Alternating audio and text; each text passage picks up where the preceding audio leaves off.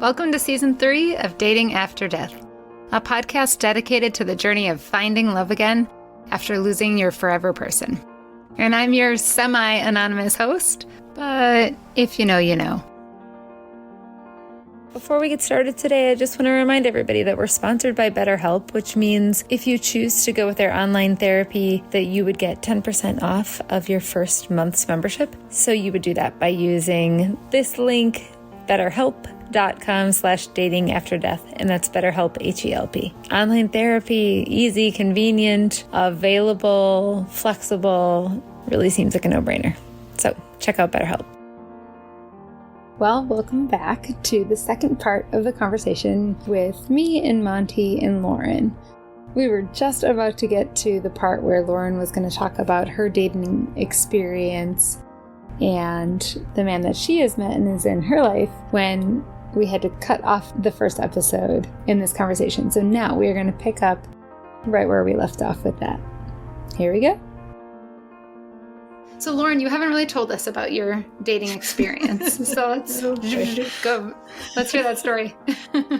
Well, I remember it was about a year, just under a year out from Andy's death. I mean, you know, the reality that I can look back is that I was grieving the loss of him for a long time. Yeah. I mean, Andy's wasn't resembling himself as I knew it, and it just kept really getting worse and worse. And sometimes it would get better and I would be hopeful, but then the mental illness would reveal itself again. And I was just having to accept reality. But yeah, it wasn't until almost a year after he died that I was like, maybe I know. I had some friends that I was coming into contact with at all around the same time who were out of relationships or divorced, you know, and they were telling me about the apps. And they were like, okay, you should try Bumble. And here's why. Because you can just go shop.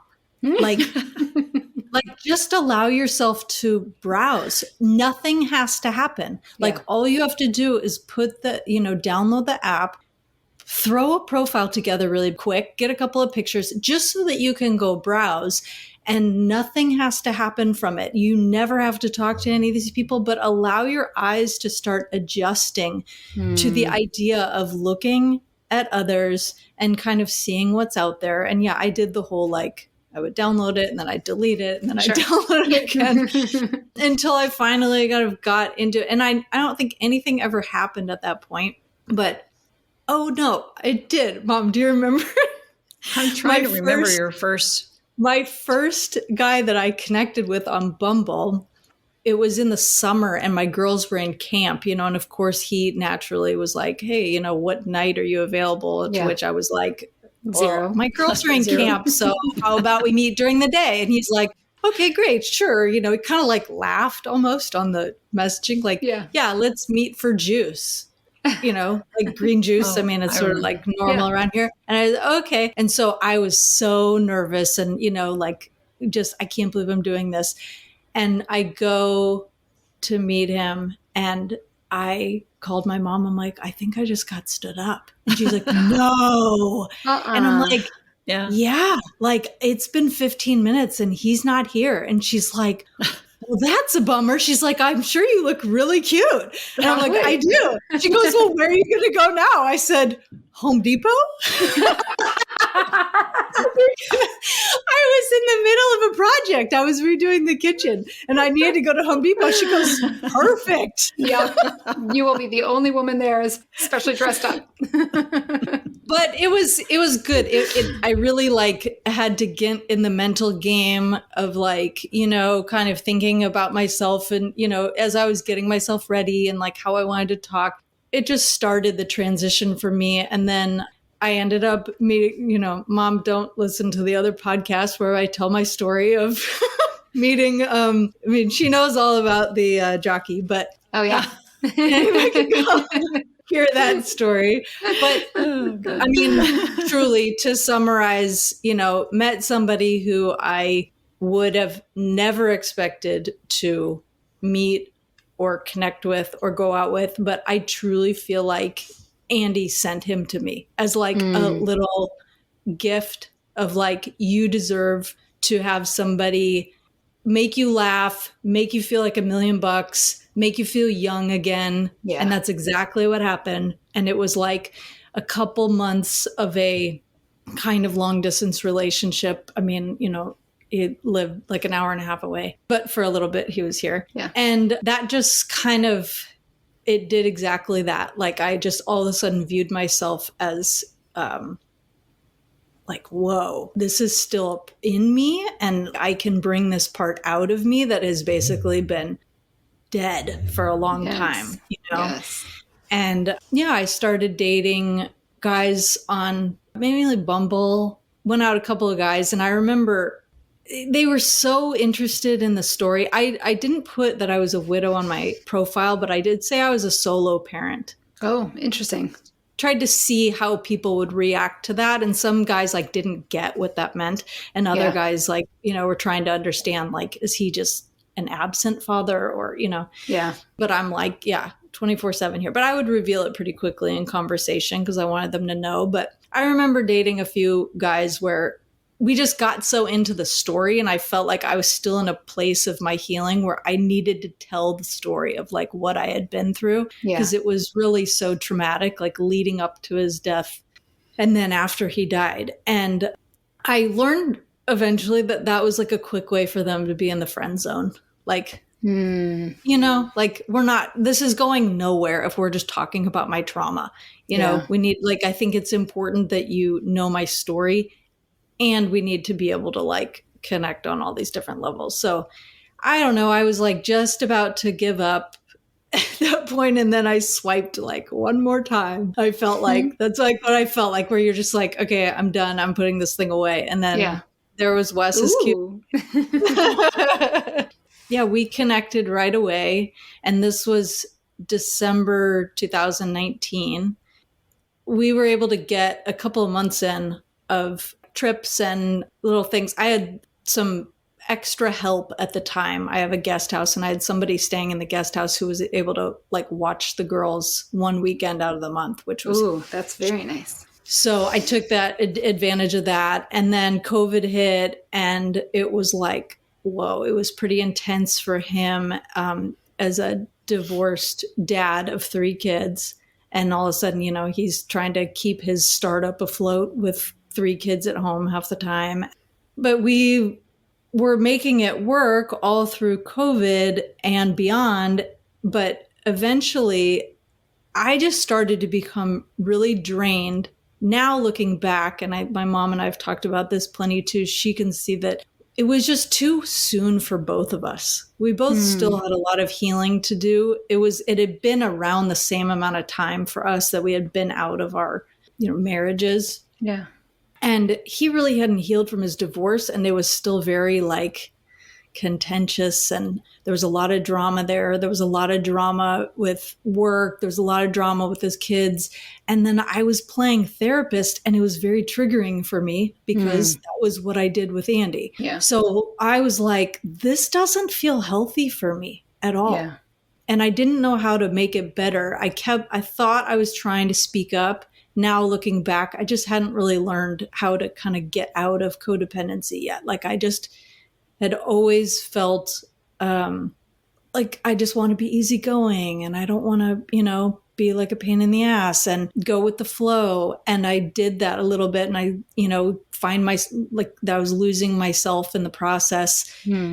So I ended up breaking up with him.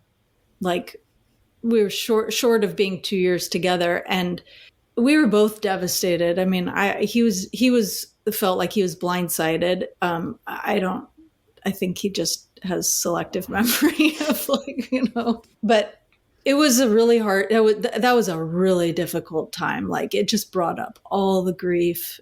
And really the most interesting part about that I'm actually grateful for is that it made me realize my patterns with abandonment and my dad, that I had always put my dad up on a pedestal of like, he was the best dad and he was wonderful, but also I didn't get enough time with him. When he was here, I always wanted a little bit more. And it was really only when I was becoming a teenager that we were able to find ways to connect. We were starting to go out to breakfast together, sometimes before school. And so, as they say, you go, I always thought it was cute that I was finding guys that reminded me of my dad. But this in particular was like really bringing up my wounds having to do with my dad, of like, I just wanted more of his attention and attunement, and he just wasn't able to give that to me because he was pulled in so many different directions. He just spread himself very thin. Yeah. So basically, we broke up, and I was very hopeful for a bit of like, you go do your work. I think that you need to get a therapist so that I'm not it. Yeah. And I'm going to do my thing. I didn't really recognize at the time this work that I needed to do. I'm kind of like little Lauren, like inner child stuff. Yeah. Then I remember going back on Bumble at one point after it had been like a couple of months, and I saw him and it crushed me. I was so pissed at him, and it was kind of like just that reality of like, oh, he didn't die.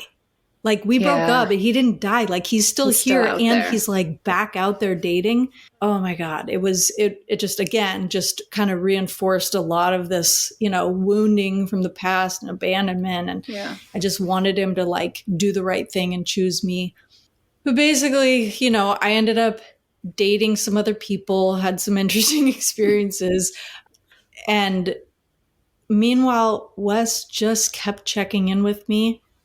He went to weekly therapy for over a year. We were So you apart two for broke up for a 14 year. months. Oh, wow. And I finally just gave him another chance. Basically, it was like pretty impressive. My mom's like, I'm impressed. This is like quite a love story that like Wes will not go away. And he's just really willing to do the work. And that's so once I important. really opened myself back up to him, which was very, very challenging. It was clear that he did, like the way that the conversations that we would have, the communication, the things that I felt like I could be brave enough to say, just kind of brutally honest. He could hold that. Yeah. I could see that his relationship with his ex was better. If anything, just the way that he handled it was better. Yeah. It was really kind of like all the things that you hope, when you like break up with someone that you love, because there's this pattern. Yeah. It really did happen that like we were able to both go do our own work and then come back. And it's still, all the things are still there. He still has 3 kids. He's still very busy.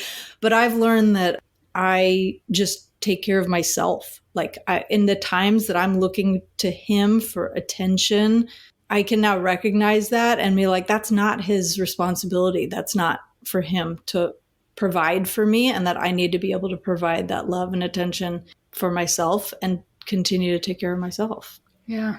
Listening to that, I've just been thinking a lot about like when people meet online, because I think I'm reflecting a lot about my relationship, which has a similar trajectory to yours too, where it's like you meet, 2 people are meeting who are essentially in a difficult place. It's like people who are getting online to date, I think are often in process. Like we're all sort of in process of improving, but we both met at a broken place and we're healing together and at the same time. And we were talking the other night about how you look back and it's like, I can't believe you chose to date the me that you met 2 years ago, because I'm so different now than I was then. And he says the same. Yeah. And I think that's important for people to think about when they're like first dating. It's not like you want to date somebody and think, oh, I could fix that person, but also that like everybody is sort of a work in progress and nobody's going to be perfect out the gates. Yeah, it became the most important to me to find somebody who is just on the same trajectory as me. Like at this point, I'm doing the work and I'm always going to be doing the work. Like this is the life path that I'm on, given the circumstances that, life's handed me. Yeah. I enjoy looking within, understanding my traumas, how it affects my nervous system, how it affects, how it plays out in my relationships. I'm pretty conscious at this point, and I'm looking for somebody who's equally conscious or wants to be. Yeah. So that really became a requirement for me. I felt like Wes was a little bit asleep in that way. And now he's like, yeah, he's just proving that he wants this. He used to joke that he's like, I feel like you're like varsity and I'm JV. But you know, he's like, but I'm with you. Like I want what you're saying. Yeah. And I'm just always curious and I want to learn. And like his level of commitment, you know, is like, okay, I mean, yeah, I can work with that. I also was just thinking how important it was for me not only to feel loved and supported in that way, that you're always, because I said to Michael once, I said, boy, I talked about Billy a lot, didn't I, in the beginning? He said, yeah, but that's okay. I was telling Billy stories all the time. It was very important for me to have a man in my life that would always understand that he wasn't going away. The person that I loved is going to be there. I want my kids to be able to celebrate him when they want. I want to be able to tell funny stories. There are a lot of Billy stories that now are coming, more and more are coming out. He laughs. He just doubles over laughing. He's now appreciating who I was with before and understanding that you don't just sweep them under the rug. They're a part of you forever. And it's important for your children. It's important for yourself because you move on in some way, but you just learn how to live differently than you lived before. But that was an important person that I had children with. So, and Monty, did you feel like you did some, because I think those who aren't widowed, who, especially those who are divorced, who are dating a widow, right? They need to figure out how to manage all of that and to do it well for you and for your children, right? So do you feel like you sort of helped Michael to come to that?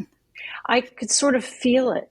There was like a feeling I could get from him that he was accepting all of me. Yeah. Not just the part on a date. He was accepting.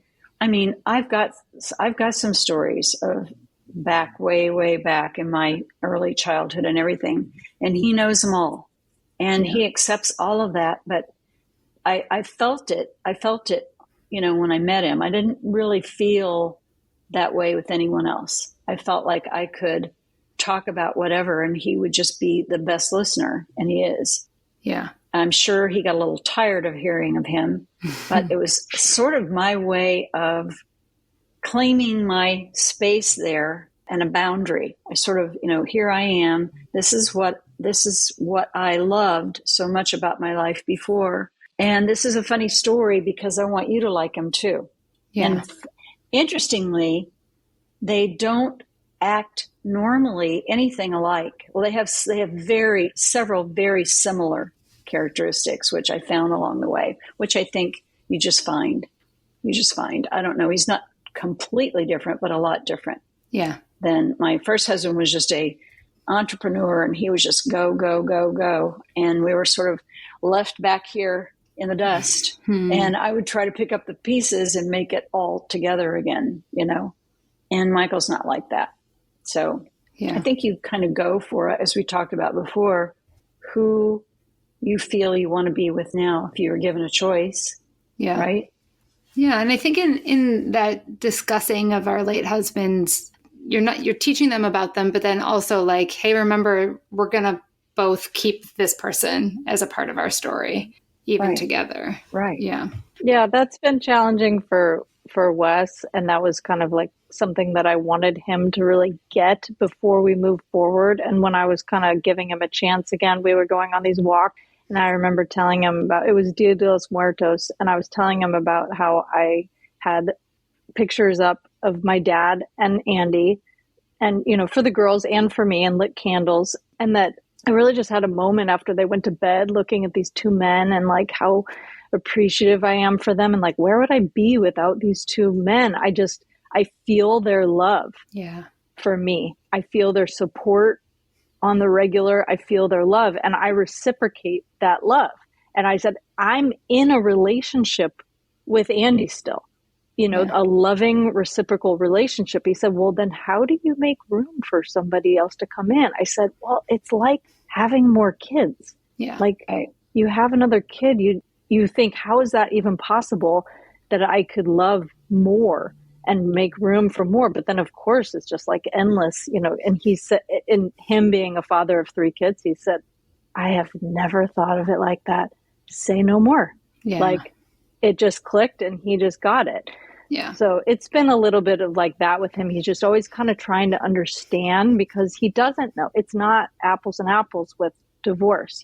I'm still very much involved with Andy's family. They are family to me and they will continue to be for the girls and I, and that's not in his life. Yeah. He can't relate to that. So it's like, it's unique and he's just always trying to understand. But the trying part is admirable. Yeah. Yeah. I mean, I always have this thing that my dad said to me when I was a kid about how our hearts have an infinite capacity to love. And I just love that. It just resonates in my head over and over. Maybe we should put it on a t-shirt because, it's like, that's the thing. Why do we feel like it's limiting? Although I do think it's really interesting because a guest a while ago said something about how she doesn't feel like she's any longer in love with her late spouse, that there is a lot of love there, but like the act of being in love is a daily thing that happens. Mm-hmm. And I don't know, I think it's all about the way you frame it, but I think it's a challenging thing for anybody who comes into our life to fully get that piece of it. Totally. Right. Okay. Can I just do a few quick questions for both of you? Sure. And maybe let's just try to keep it to like super short answers. Mm-hmm. So, okay. Well, Monty, you are remarried. Is that correct? Correct. Okay. And how long did you and Michael wait before you got remarried? 5 years. So you dated 5 years. We dated for 5 years and then, and said, I guess I'm going to be with him forever. So we might as well be married because we have grandchildren coming. And that was, Okay. And Lauren, do you see yourself getting remarried? Yeah. I mean, I'm definitely not in a hurry. I feel like that just makes things very complex. And I feel pretty devoted to my girls at the moment, just their ages. But sure. Okay. Lauren, do you see yourself having any more kids? No. Okay.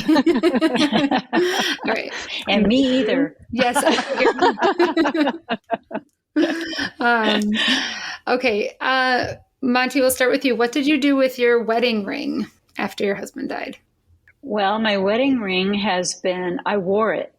I wore my wedding ring for a long time. I remember saying to myself, this stays on until someone gives me something else to put on that finger. I said that early on. I remember saying that to myself, but I eventually, probably after a year, I took it off. Okay. It felt strange, and it's been like in a safe ever since. Okay. And what about you, Lauren? Yeah, I had, we separated, but I always wanted to stay married, and he was all over the place with that. And I stopped wearing my diamond, but was wearing my band for a while. And then that was just a lot easier of a transition, I think, for me to like then stop wearing the band. Yeah. But yeah, I have the ring in a safe. And there was one day that I was feeling like, I could like sell that and have like a fund for the girls, and that money could be making money. And I like looked up where I was going to take it, and then I got it out and I put it on, and I was like, I was totally lost. And I was like, okay, I guess I'm not ready yet. Yeah. Okay. Oh, Monty, do you know what the widow's fire is?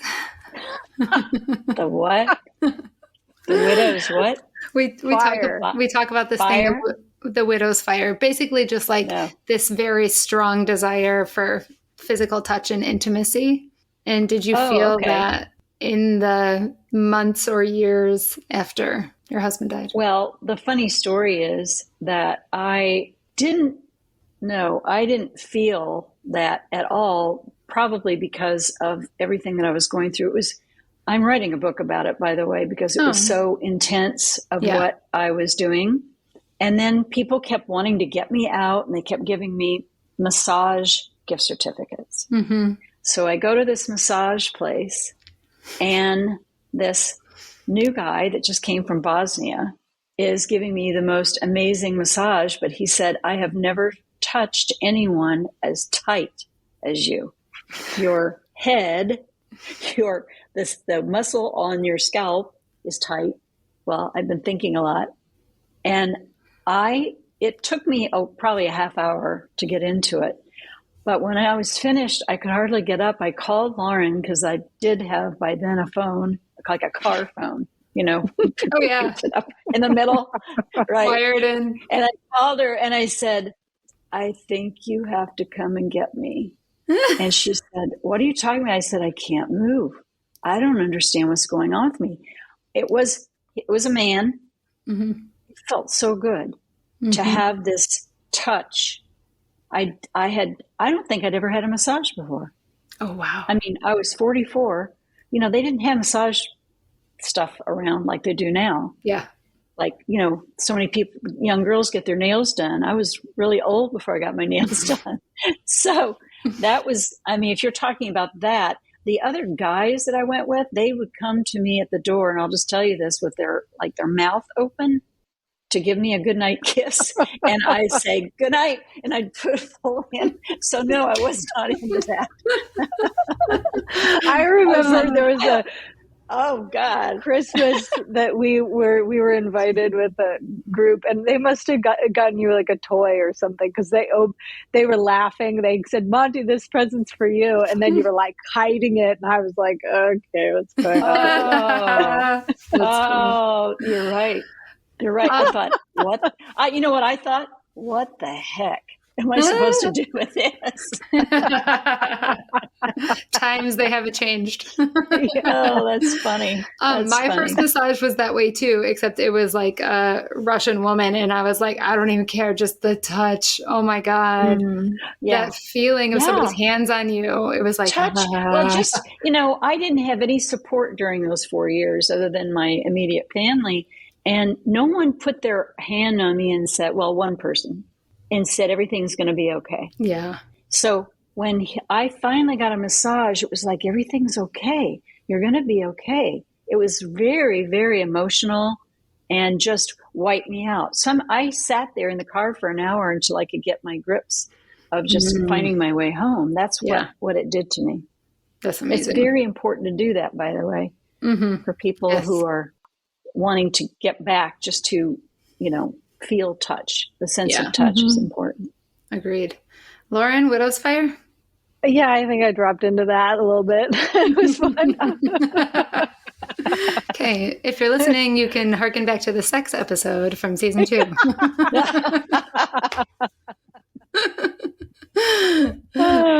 Okay. So let's just finish with, Monty, we'll start with you. What is one thing that you are most looking forward to? Oh, wow. Well, I'm looking forward to a new chapter with my husband now. We're putting our house on the market and moving to San Diego. We're in St. Louis now. Yay. And going back and forth because I do have grandchildren here and a son here.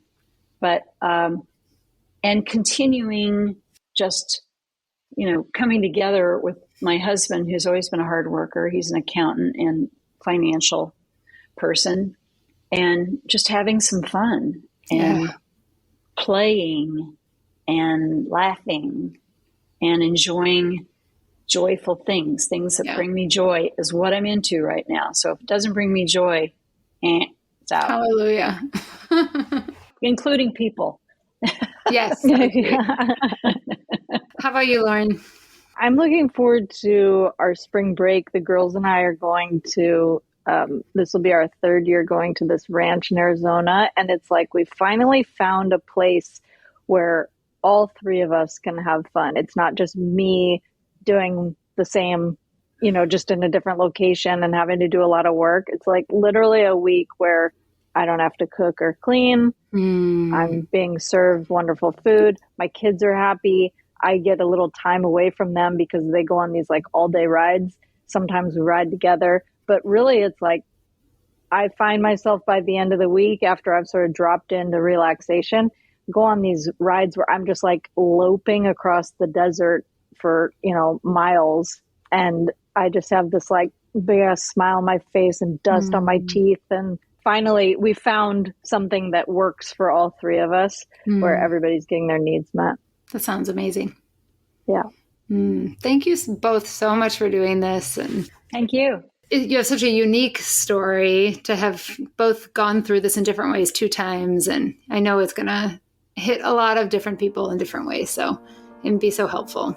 I hope so. Thanks for doing this. I really think that it's just such an important part of healing for people to hear other stories and share and know that they're not alone. And Absolutely. that's how you get through. That's how you get through. And she's right. This community has really been a lifeline for me, and I know for some of you because I hear it from you a lot. I love connecting with you on lots of different levels. Next week, we have the Costa Rica trip that has been planned for many months now coming up. So 20 of us from this community are going together to Costa Rica. So excited about that. If you are somebody who's interested in trying out travel again after losing your person, maybe you traveled with them, or maybe you just have places you want to go, or you just want to travel and you don't want to do it alone. We are also going to be going to Colorado this summer at the beginning of August. And you can check the link on my Instagram page to check out all the details about the Colorado trip. It is filled with awesome activities like whitewater rafting and e-bikes up the mountains, sandboarding, and all this great stuff. So would love to have you join that trip.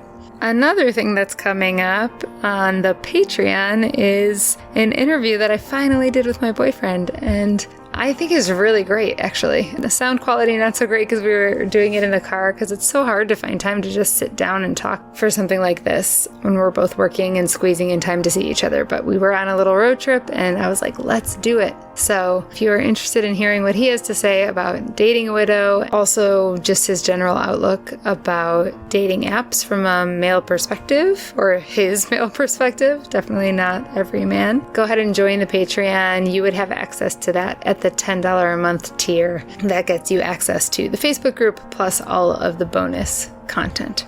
I am going to leave you with that and wish you a good week as the weather warms up and we re-emerge back out into the world a little. All right. Until next time. Bye.